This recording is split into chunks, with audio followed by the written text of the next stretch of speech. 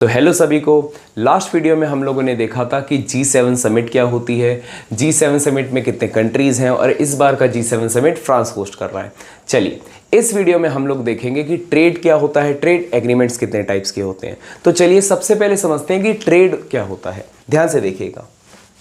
देखिए, ट्रेड का मतलब होता है कि किसी भी कंट्री का जो इंपोर्ट है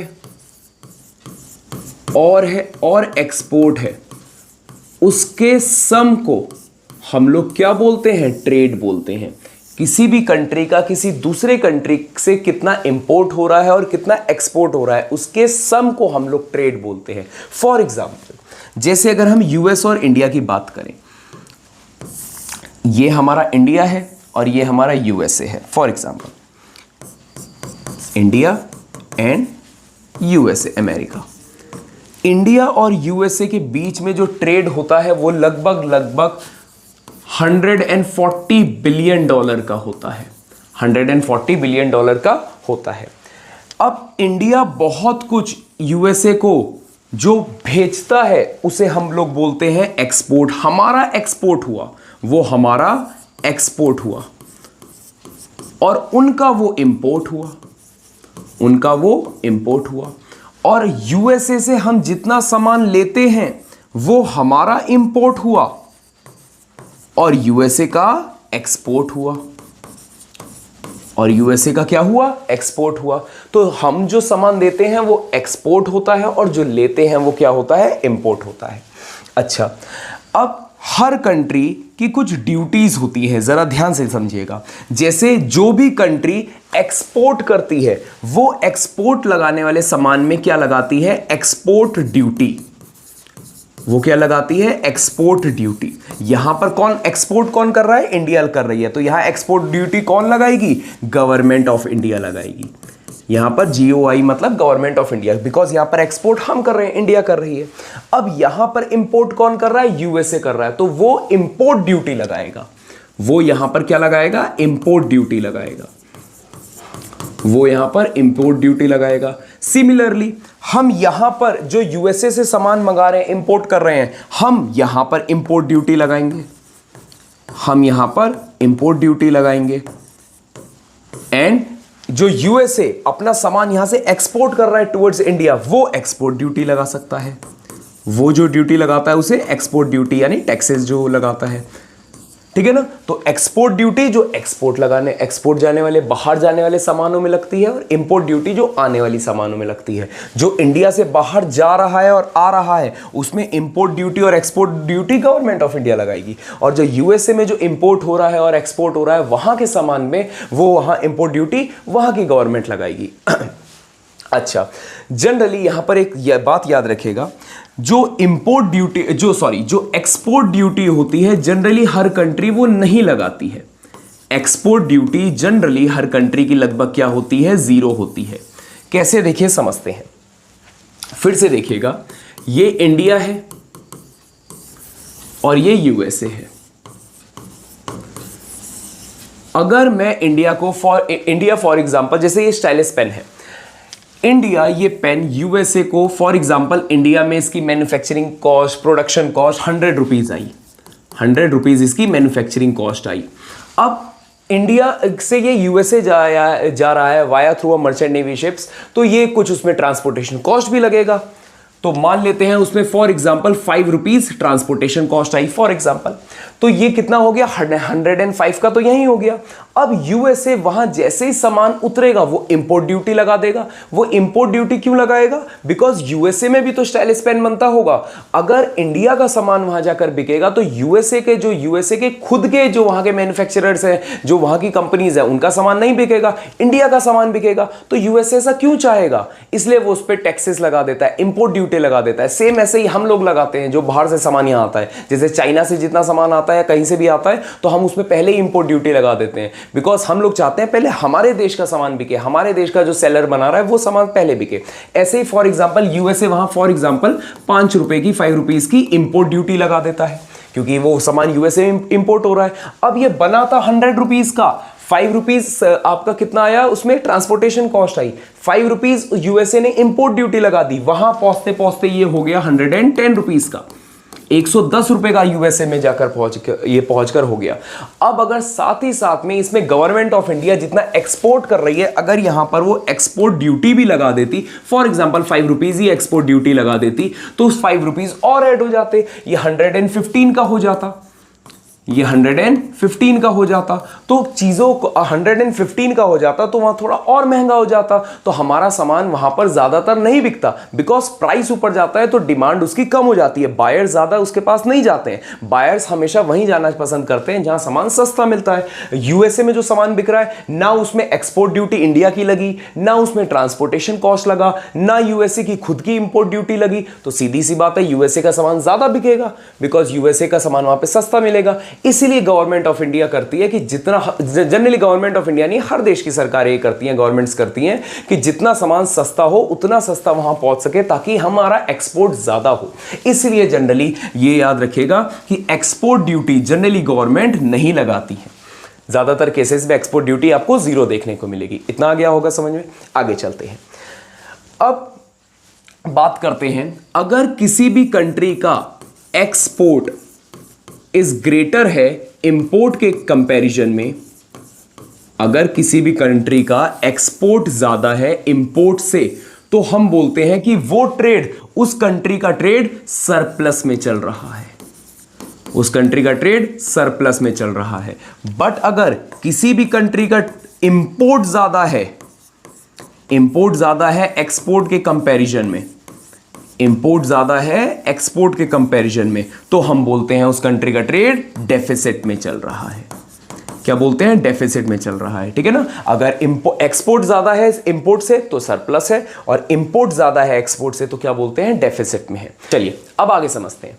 अब हमारे पास एक चीज आती है, उसको बोलते हैं ट्रेड नेगोशिएशंस।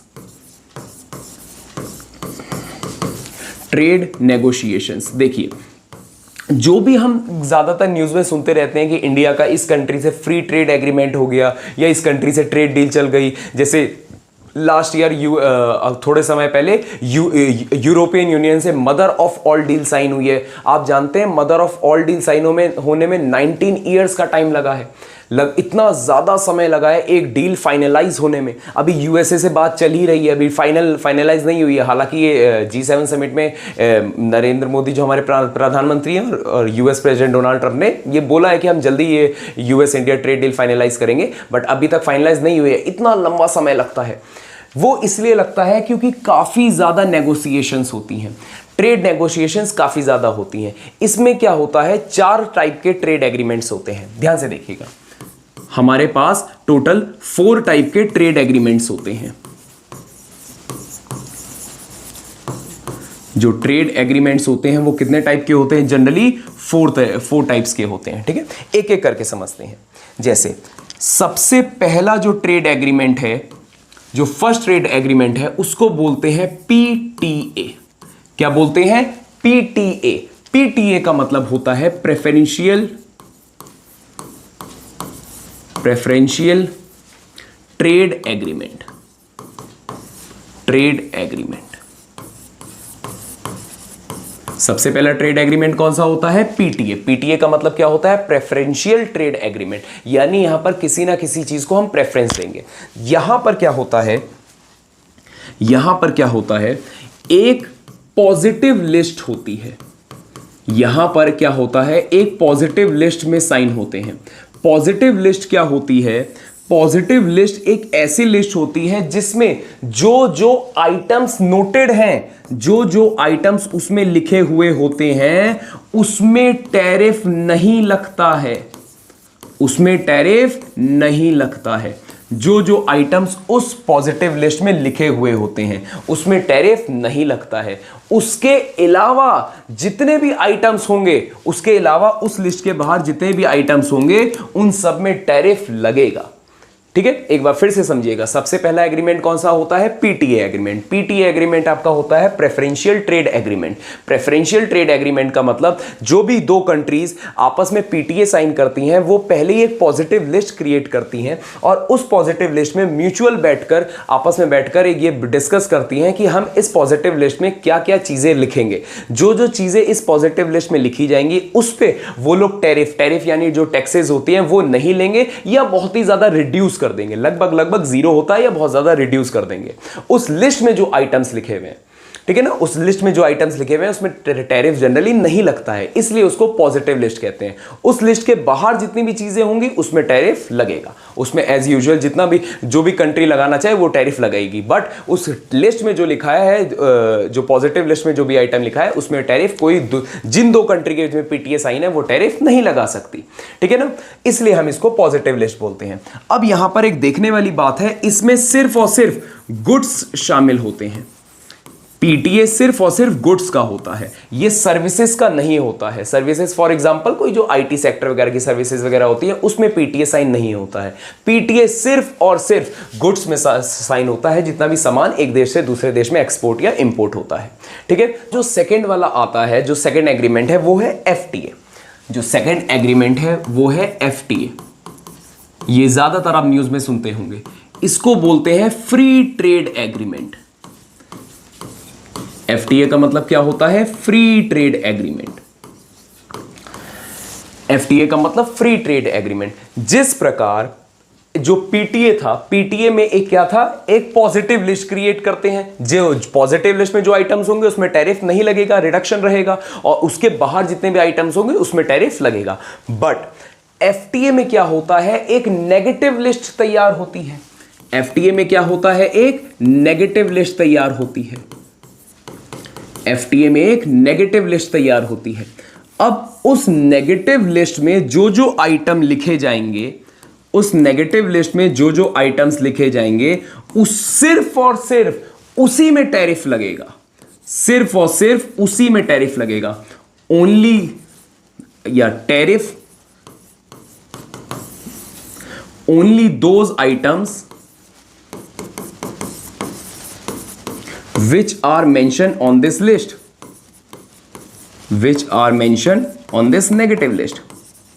सिर्फ और सिर्फ टैरिफ या कहें जो टैक्सेस लगेंगे सिर्फ और सिर्फ उन्हीं आइटम्स में लगेंगे जो उस नेगेटिव लिस्ट में मेंशन है। ठीक है, पिछले पीटीए में पॉजिटिव लिस्ट था, पॉजिटिव लिस्ट थी, उसमें वो आइटम्स थे जिसमें टैरिफ नहीं लगता था, बट उसके बाहर जितने आइटम्स थे उसमें टैरिफ लगेगा। बट यहां उल्टा है, यहां दो या दो से ज्यादा देश जिसमें भी एफटीए साइन होता है, फ्री ट्रेड एग्रीमेंट, उसमें जो एक नेगेटिव लिस्ट तैयार करते हैं उसमें वो आइटम्स लिखते हैं जिसमें टैरिफ लगेगा, जिसमें टैरिफ लगेगा। बट उस लिस्ट के बाहर जितने भी आइटम्स होंगे, उस लिस्ट के बाहर जितने भी आइटम्स होंगे उसमें टैरिफ नहीं लगेगा, उसमें टैरिफ नहीं लगेगा। नो टैरिफ, उसमें कोई भी टैरिफ, कोई भी टैक्सेस नहीं लगेंगे। ठीक है ना, तो ये है हमारा एफटीए। अब इसमें जैसे पहले पीटीए में था, पीटीए में सिर्फ और सिर्फ गुड्स आते थे, पीटीए में सिर्फ और सिर्फ गुड्स आते थे, बट यहां पर गुड्स एंड सर्विसेज दोनों आती हैं। यहां पर गुड्स एंड सर्विसेज दोनों आती हैं। यहां पर गुड्स में भी एफटीए साइन हो सकता है एंड सर्विसेज में भी एफटीए साइन हो सकता है। दोनों का एक साथ भी हो सकता है, अलग अलग भी हो सकता है। फॉर एग्जाम्पल, जैसे इंडिया एंड आसियान कंट्रीज का, आसियान कंट्रीज मतलब association for south east Asian nation, इसमें 10 कंट्रीज आती हैं, ये हम कभी दूसरी वीडियोस में समझेंगे।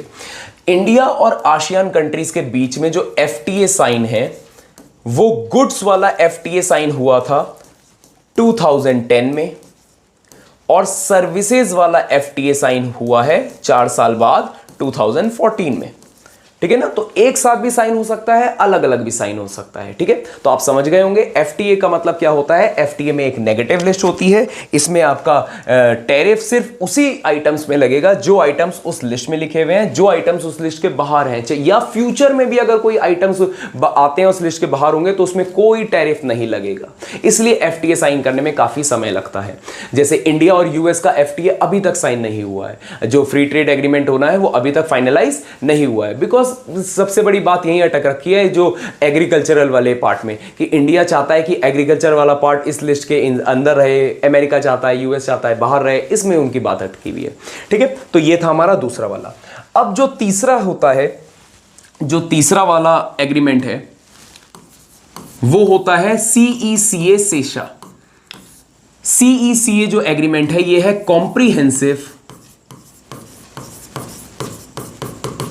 Comprehensive economic cooperation agreement. जो थर्ड वाला है वो क्या है, सेशा जो है कॉम्प्रिहेंसिव इकोनॉमिक कोऑपरेशन एग्रीमेंट। ये एक तरीके का एडवांस वर्जन है एफटीए का। एफटीए का ये थोड़ा सा एडवांस वर्जन है।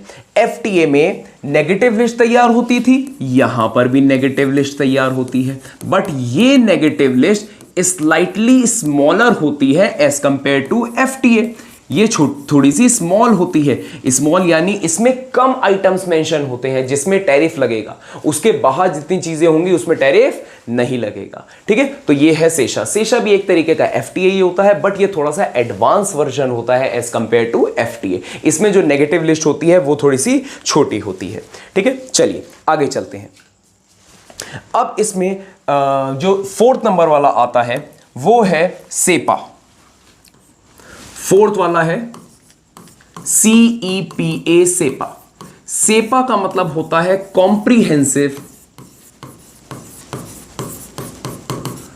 Comprehensive economic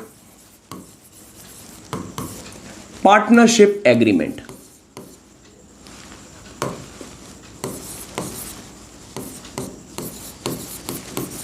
partnership agreement. जो फोर्थ वाला है, लास्ट वाला है, वो कौन सा है, CEPA comprehensive economic partnership agreement. ये और मोस्ट एडवांस वर्जन है एफटीए का। यहां पर भी आपका क्या होता है, नेगेटिव लिस्ट तैयार होती है। ये क्या है, मोस्ट एडवांस्ड वर्जन है किसका, एफटीए का। एफटीए में भी नेगेटिव लिस्ट थी, यहां पर भी नेगेटिव लिस्ट है, बट यहां की नेगेटिव लिस्ट बहुत छोटी होती है। बहुत छोटी होने का मतलब यहां पर जो नेगेटिव लिस्ट होगी बहुत ज्यादा छोटी होगी। इसका मतलब इसमें जितने भी आइटम्स लिखे होंगे बहुत ही कम होंगे जिसमें टैरिफ लगेगा। दो या दो से ज्यादा कंट्रीज के बीच में जिसमें साइन होगा, जनरली दो कंट्रीज के बीच में सेपा साइन होता है। बाकी और जितने आइटम्स उस लिस्ट के बाहर है उसमें टैरिफ नहीं लगेगा। इसका सबसे बेस्ट एग्जांपल है इंडिया और जापान। इंडिया और जापान के बीच में सेपा साइन है। इंडिया और जापान के बीच में सेपा ऑलरेडी साइन हो रखा है 2011 में। इंडिया और जापान के बीच में 2011 में सेपा साइन है। अब जिन भी कंट्रीज के बीच में सेपा साइन होता है वो कंट्रीज क्या करती हैं, आपस में एक एग्रीमेंट कर लेती हैं कि वो या तो अपने देश में एक दूसरे के देश में ह्यूज इन्वेस्टमेंट कर सकती हैं, ह्यूज इन्वेस्टमेंट कर सकती हैं किसी भी एफडीआई के थ्रू, या किसी थर्ड कंट्री में भी इन्वेस्टमेंट कर सकती हैं। इन्वेस्टमेंट किसी थर्ड कंट्री में भी हो सकता है, जिसका एग्जांपल यही इंडिया और जापान है। हम इंडिया और जापान अफ्रीका में, इसका बेस्ट एग्जांपल इंडिया और जापान है, जो अफ्रीका में एक India Japan Africa economic corridor बना रहे हैं या इंफ्रास्ट्रक्चर कॉरिडोर बना रहे हैं। ठीक है, वैसे तो इंडिया और जापान मिलकर श्रीलंका का जो पोर्ट है कोलंबो पोर्ट, वहां पर भी बना रहे थे, बट जापान अब उससे बाहर हो गया है due to the influence of China. ठीक है, तो ये था हमारा फोर्थ वाला एग्रीमेंट सेपा।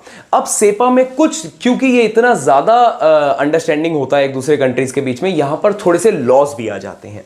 यहां पर थोड़े से लॉज भी आते हैं, जैसे एक होता है लेबर लॉज